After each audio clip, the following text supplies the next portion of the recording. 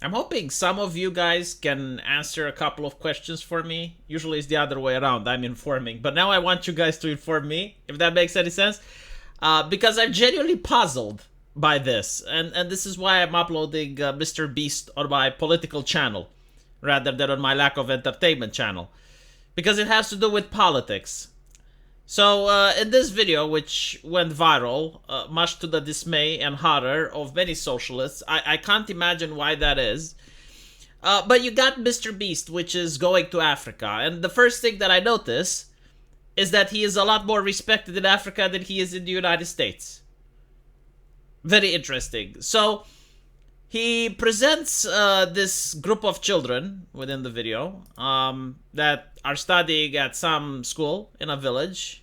Why isn't it working? Yeah, there we go. And these kids are drinking from this water. And as you can see, it doesn't look very sanitary.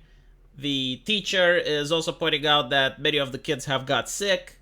They constantly get diarrhea. And they would like, if possible, to have some clean water, which is what Mr. Beast does.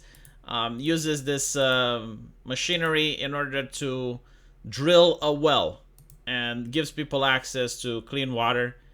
And as you can see, they're all happy and they're dancing. So I got a couple of questions, right? Like this is very bizarre for me because I genuinely do not understand why can't they make the well themselves.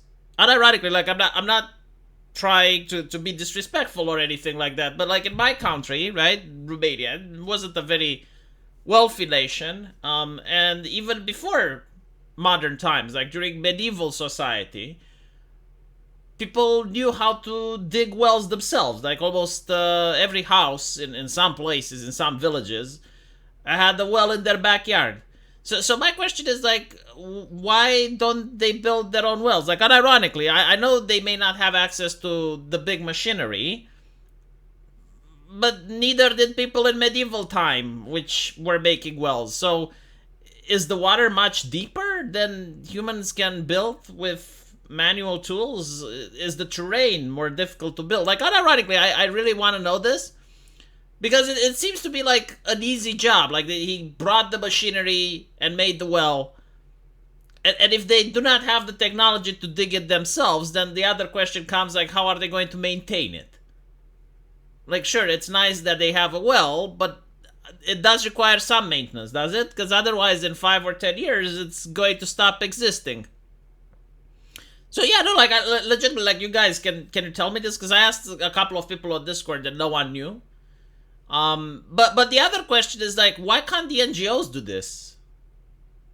I mean, again, it doesn't sound very complicated. Like, if you have a water that is this level of dirty, and it's getting people and kids sick, then why can't NGOs just make a well? Again, like if a YouTuber can, I'm pretty sure like a professional NGO do it, right? Like from the United Nations. Is it? Huh? Like unironically, I'm genuinely curious about these questions. Because it seems like such a simple gesture, but obviously like the rewards are a lot bigger than anything else you could do. Like water is more important than food. So now all these people have access to clean water, which they didn't have before. So that's the two questions that I have. Like number one, why is well digging in Africa very difficult? Is it the terrain? Is it the depth of the water? Is it finding where the water source is? How are they going to maintain it now that it's being built? And why aren't the NGOs doing it? Like, this is what I want to know. Now, by the way, I've been watching some other Mr. Beast videos, and for some reason, like, left-leaning people are seething. And I know they're left-leaning people because I go on their timeline and I see who they vote for and what they support. Like, it's an advantage on being on Twitter that you don't have on YouTube. You can actually see people's likes. They're public. And they're very upset. First of all, Mr. Beast is doing it for selfish reasons. And I'm like, no fucking shit. Like, everyone does charity for selfish reasons. Even if you're not getting any payment or any publicity, you do charity because you want to feel good. But, like, there's nothing wrong with that because charity is still being done. So at the end of the day, those people in the video, they have access to clean water. They didn't have it yesterday. Now they do. So does it really matter, like, why Mr. Beast is doing it? I saw other videos where on Halloween he gave a house to a couple of people, or when he gives cars and stuff.